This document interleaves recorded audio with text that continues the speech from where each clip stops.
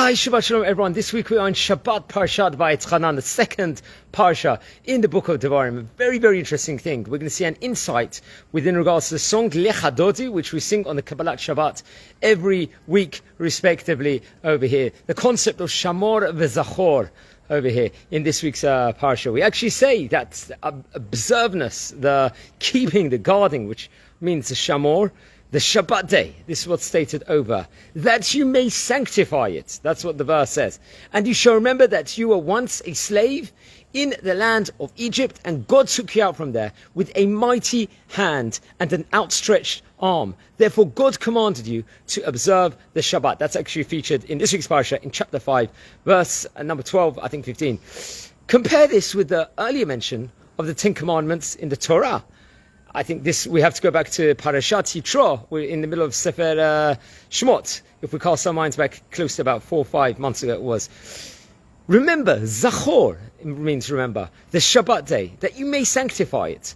For in 6 days God created the heavens and the earth, the sea, and all that is in them. And he rested on the 7th day. Therefore God blessed and sanctified the Shabbat. This is in chapter 20. From verse 8 in Sefer Shemot in Parashat Yitro. Now Rashi, he's going to inquire why the Torah begins its first account with the word Zachor in Parashat Yitro, and the second with the word Shamor. He answers with a famous midrash that both Shamor and Zachor were spoken and heard simultaneously as one word, as Mechilta will point out, I think in chapter number 20.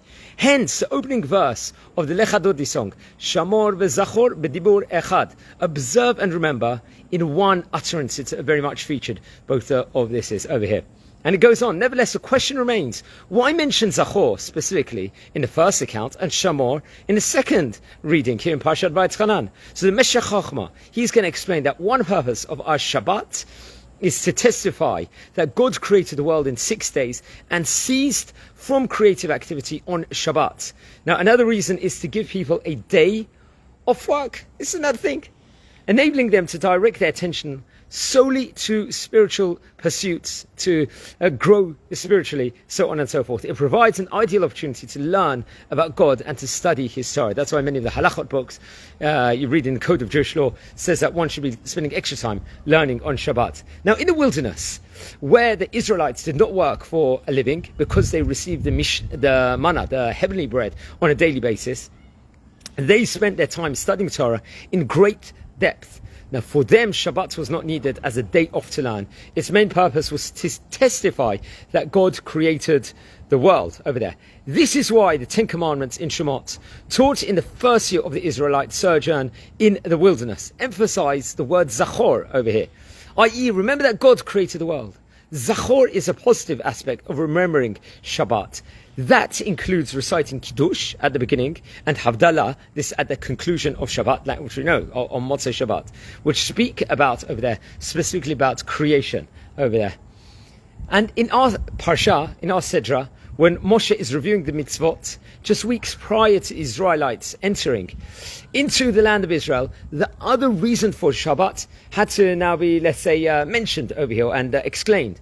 The people were about to conquer the land of Eretz Israel. Obviously, that will be done through Yoshua ben Nun, through Joshua, where they would begin a new life of agriculture and industry. They needed to appreciate that Shabbat would provide with them an opportunity, let's say, to recharge their spiritual batteries, to energize themselves for the week ahead. Now the Torah, therefore, at that stage in time, they emphasize Shamor, meaning observe the Shabbat prohibitions, melachot, so that Shabbat becomes a truly spiritual encounter without distraction. So on that note over here, we should all seek to learn about the different learnings of Shabbat, enjoy Shabbat, daven on Shabbat, pray on Shabbat, take advantage of Shabbat, and make the most of Shabbat. It's actually, just to conclude on this story, there's a famous story of Rabbi Shimon Bar Yochai, which we learn about. Rabbi Shimon Bar Yochai, he's a rabbi, the great Kabbalist of the Zohar. We commemorate his Hilula, his yard site on Lag BaOmer, 18th of Iyar.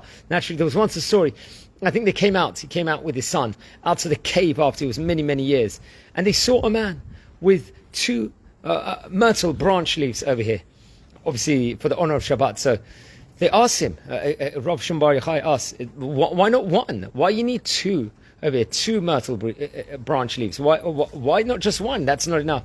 So he answered back and he said, one is Keneged Zachor and the other one is Keneged Shamor over here. So that's an aspect of it. We've got 2 parts of Shabbat. Just like there's 2 lochot abrit, 2 tablets of stones. There's 2 aspects of the keeping and the observing of Shabbat. There's a guarding of Shabbat and as we said before, and there's remembering also. So I think on that note, we're going to wish you all a Shabbat Shalom this week. Just by the hills of Eretz Yisrael, nothing like that at the moment. And nothing beats Eretz Yisrael. Nothing. We love it, we cherish it, and we appreciate it. And Am Yisrael Chai, everybody. And on that note, wishing you all Shabbat Shalom. I'd like to dedicate this little nishmat to Moshe Nol, who was a heroic soldier who sadly we lost him. He fell in battle just nearly a month ago over here. So please do mitzvot and good deeds in his memory. I'm wishing you all a good day. Thank you very much, everyone.